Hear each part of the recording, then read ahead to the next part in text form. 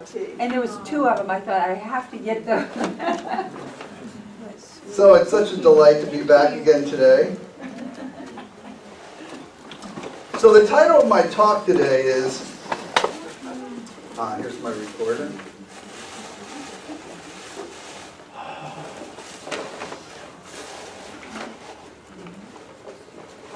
The title of my talk today is, Who Do You Love? And today we're going to go on an adventure because we're going to explore who do we love in, I think, different ways. Now, before I get into that, I want to follow up on something Mary Lou said, talking about the winter solstice. You know, the energy has been going up, and of course it's been challenging us. Because whatever's inside of us that's not like love is coming up for us to address, for us to handle. And something big is going to happen on this winter solstice, and it's going to be the inclusion of something called the silver thread. So the energy level is getting high enough that we already have the golden thread, which is the principles of this new age about love, caring. But the silver thread is something that weaves with the golden thread and gives us the strength, the backbone, the focus, and the fortitude to hold the principles that we consider sacred at the forefront of our life and live from that place. So that's really exciting. And today when I talk about love, I want to talk about some of the incredible challenges that we have facing us in our world today. So we created this world where we cut ourselves off from all that is completely before we came in. That's pretty courageous, pretty shocking. In fact, that's the only world that the guides I talk to know about that have done that.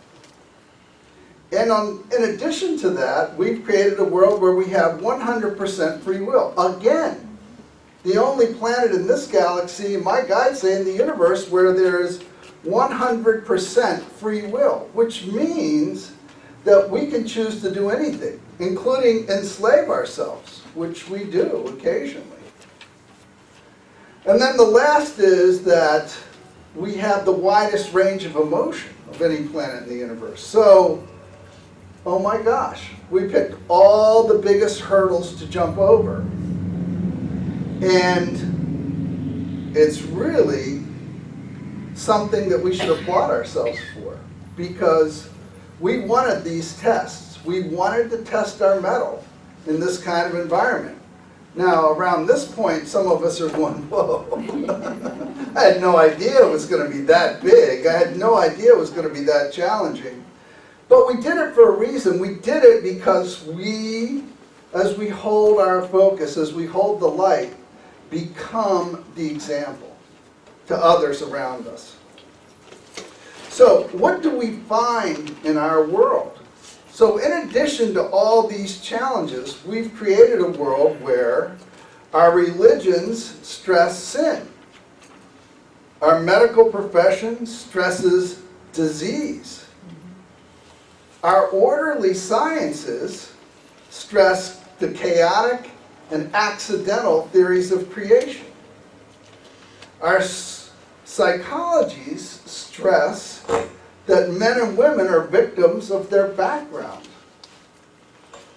And our most advanced thinkers emphasize our rape of the planet or focus upon the future disaster that will overtake the world, or see men and women once again as victims of the stars. Like our planet is a round ball. I don't think so. It appears that way, but our planet is an energetic matrix on which we all exist in our own bubble, and our own world within that bubble. We each have created our own Earth. So the Earth that we live in is a reflection of us. And Mother Earth, Gaia, the matrix, is infinitely more powerful than we suppose or can even conceive at this moment. And it's certainly not just a round ball. Many of our resurrected occult schools speak of a recommended death of desire, the annihilation of ego, or the transmutation of physical elements to finer levels. But desire opens vibrational pathways for creation, and we do not have desires that cannot be satisfied. The ego, though out of balance at the moment, is only that way because it's separated from all that is, abandoned, if you will, to try and protect us.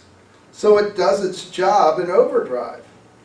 But without ego, we cannot maintain our focus in this reality.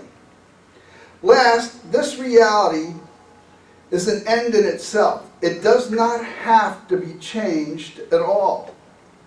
We will be in heaven when we create heaven on earth. In all these cases, the clear spiritual and biological integrity of the individual and our bodies suffer, and the precious immediacy of our moments are largely lost. We lose our ability to live in our present, in our now.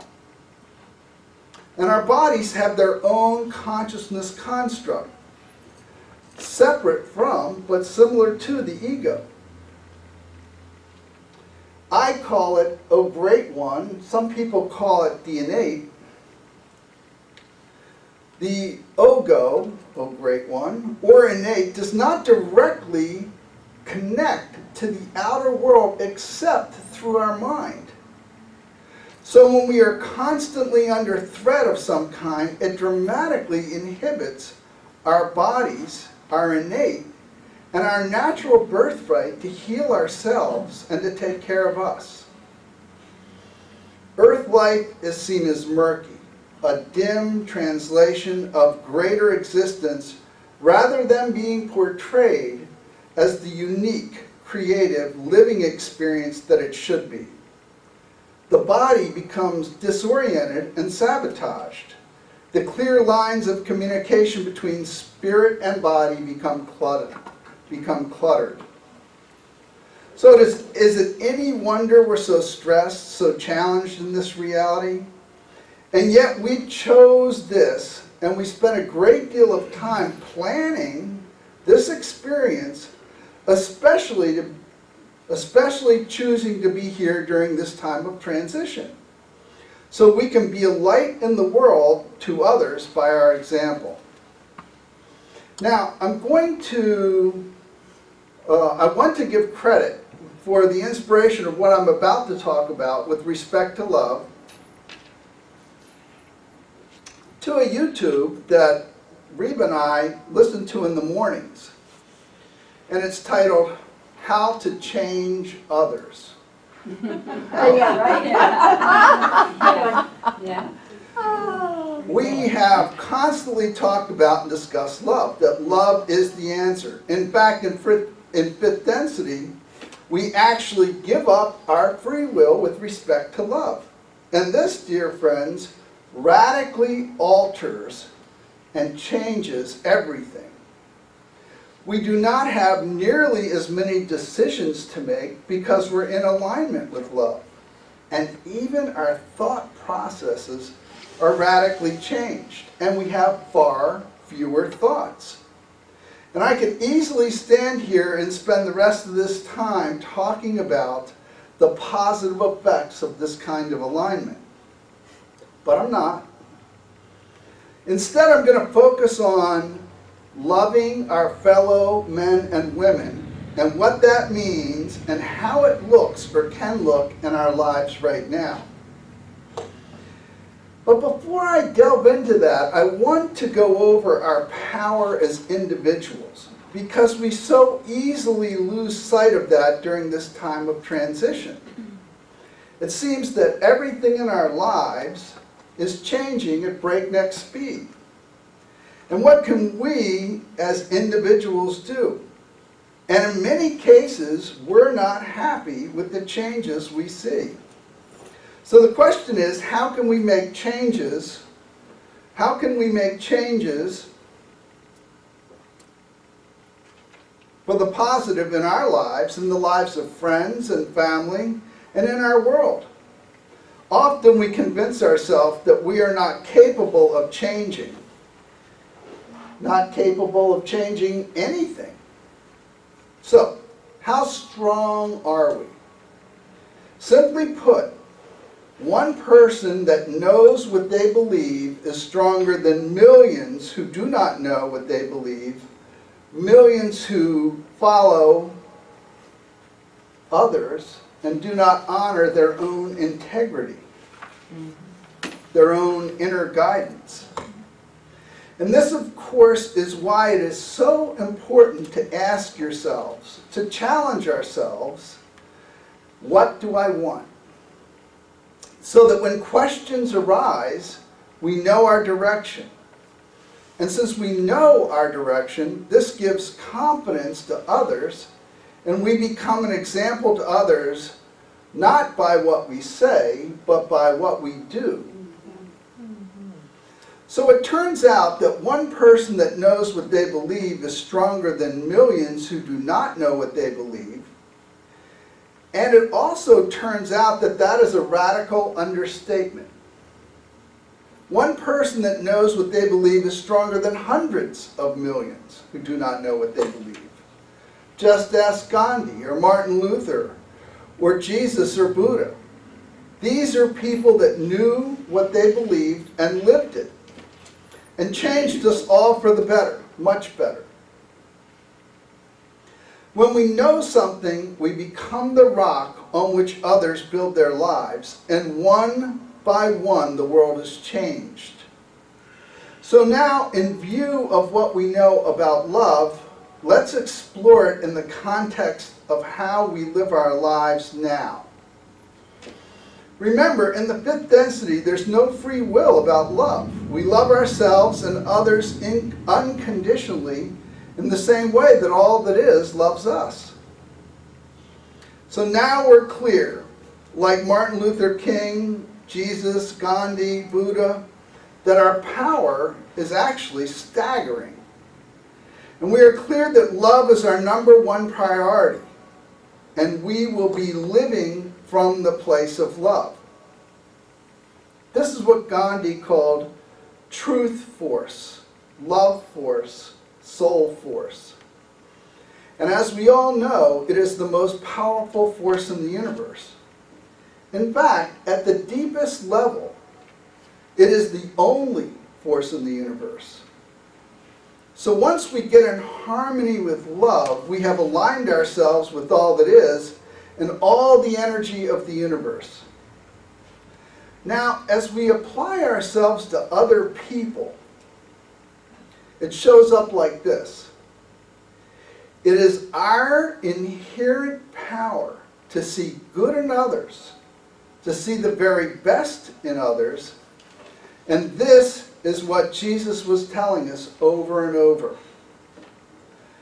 The next thing I'm going to tell you should be your first and last tattoo. Although I'll admit it's a little long for a tattoo.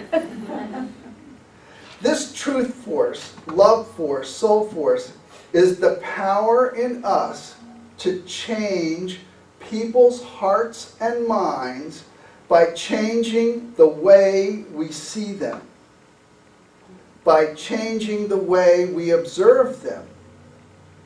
So this ability in ourselves to see them differently changes them. In other words, as Nobel physicist Max Planck and later Wayne Dyer said, when we change the way we look at things, the things we look at change. And Max said this because, shockingly, it is a fundamental principle in quantum physics. Let me say this another way. We get what we expect. We get what we expect. Scientists and Psychologists have discovered that when a teacher is merely told that a student has a higher IQ, that student's IQ rises to meet the teacher's expectations. Expecting the best from people brings out the best in people. But the reverse is also true. Seeing the worst in people brings out the worst in people. Our consciousness has the power to conjure, to create the best or worst in everyone we deserve, even at a distance. So who am I talking about here? I'm talking about our friends, our family, our children, our co-workers, the police, even our presidents. We have the power to change each and every one of their hearts and minds simply by changing our own hearts and minds about them. We have the power to change them by changing our heart and our mind first. That makes it clear we're in control and we are the creators. We all have darkness in us. We also have light. And in every moment we have a choice, another chance of whether the darkness or the light is the chosen focus of our consciousness.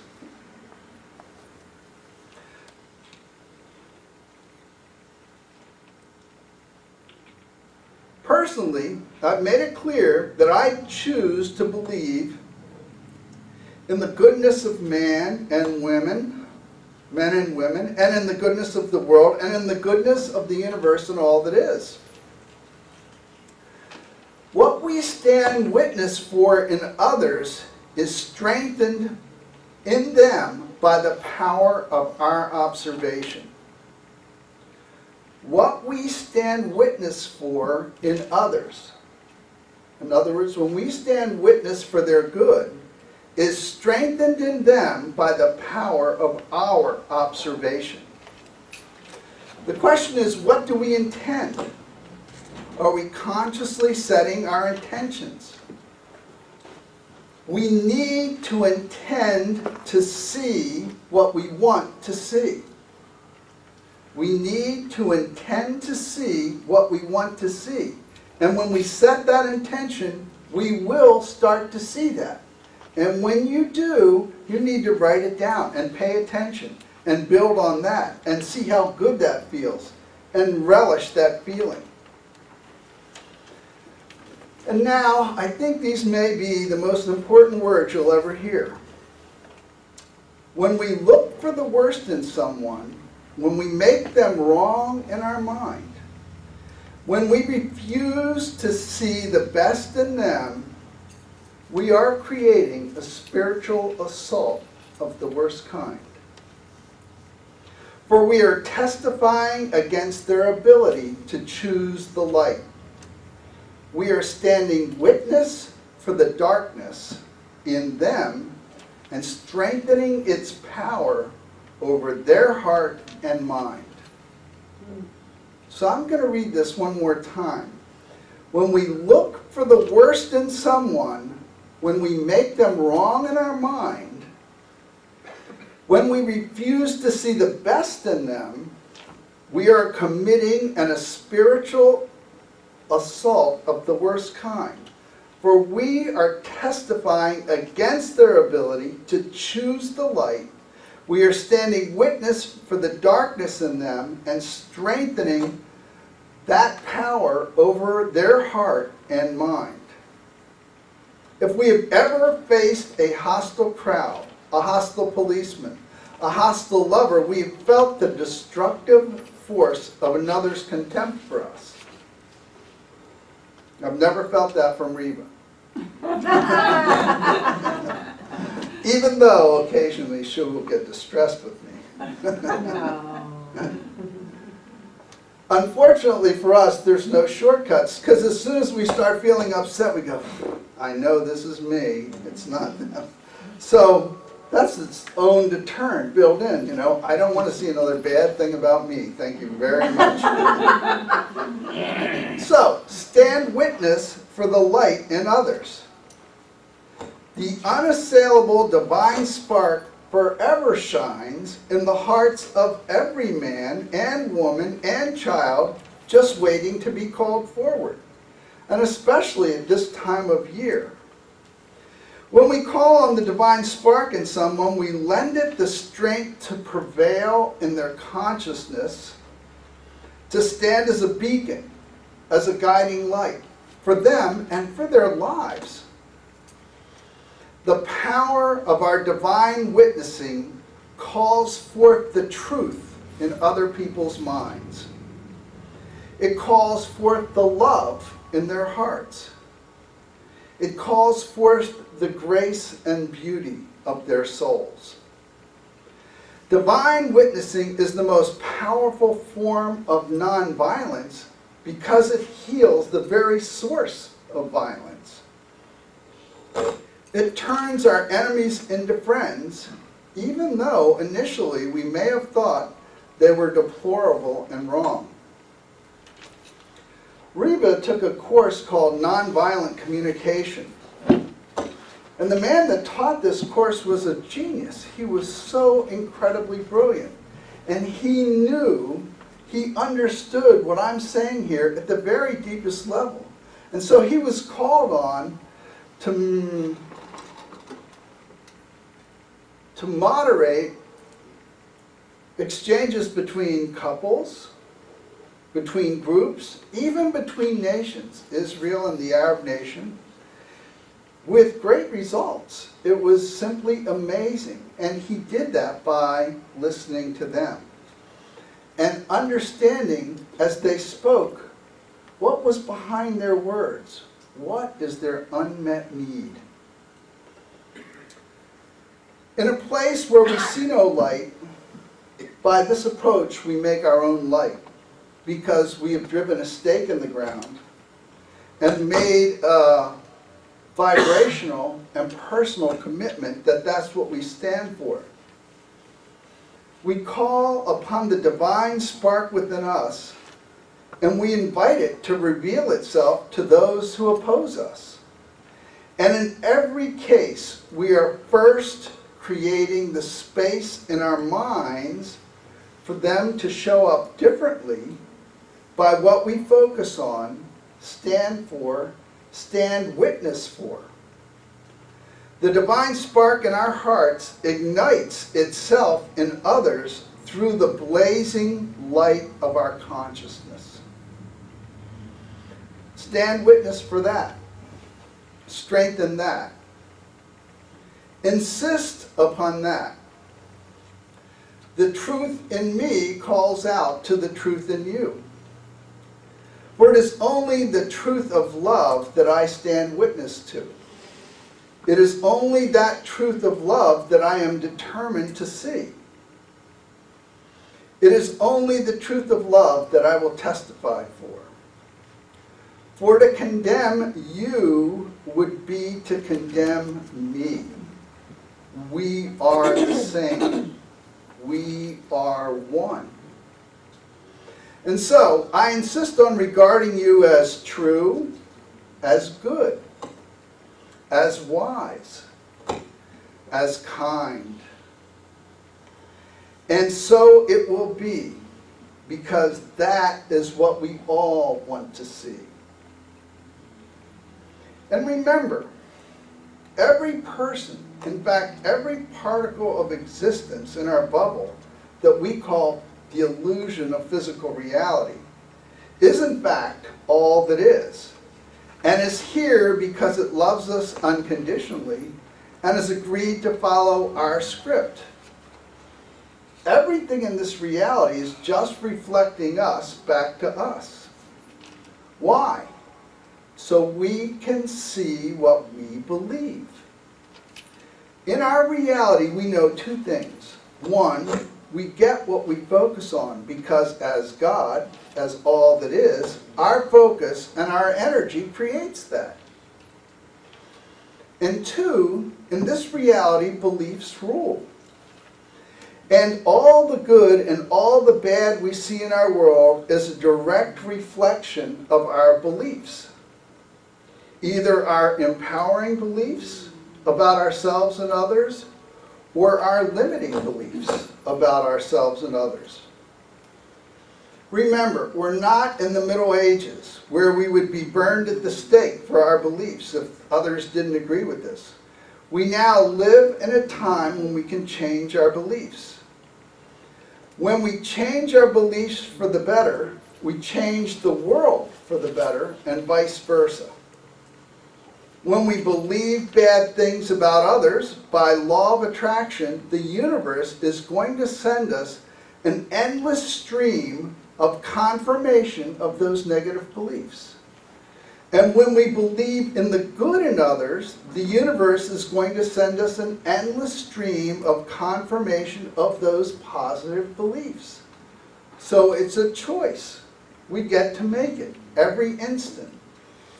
And if we're not happy with the way things are now, ask yourself, what would I have to believe to feel this way? And your belief will smack you right between the eyes. It's not hidden. The world is always perfectly reflecting our beliefs back to us. The world is not reflecting the way things are, because in all that is, everything exists. Every reality exists in all that is. That's why the name, all that is. The only question is, which world are we going to activate by our vibration and by our focus? Or by our focus and our vibration. They're the same. And one last thought.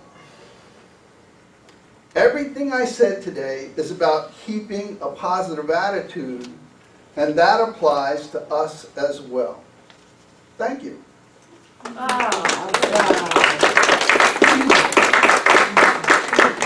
Yep, questions? Miles, that's one of the most wonderful talks I've ever heard you make. It goes right to the top of the list. Yeah, that's great, yeah. That's true. Yeah, But very I good. would like to make one little comment. And thinking about what you said early on, about we all came down here intentionally, and it made me think how many times I've said in my Pollyanna spirit, when the coach asked for volunteers, I said, throw me in, coach, I can do it. And how many times have I said, what was I saying? That's beautiful, Nancy. Thank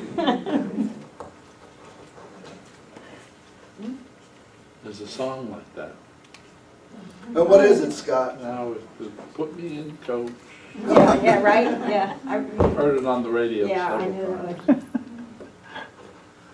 Did you have a question, Paul, or are you just stretching? Just stretching and scratching my nose. That was amazing. That was Yeah. beautiful, and I Thank think you. that's so true. We make others wrong, we make ourselves wrong. You know what I try to do too, especially this time of year, when you see somebody and maybe you have a judgment or something, instead reverse it real quick and send a blessing to them. And it changes you inside, you know, and you feel like you're doing something too when you bless somebody.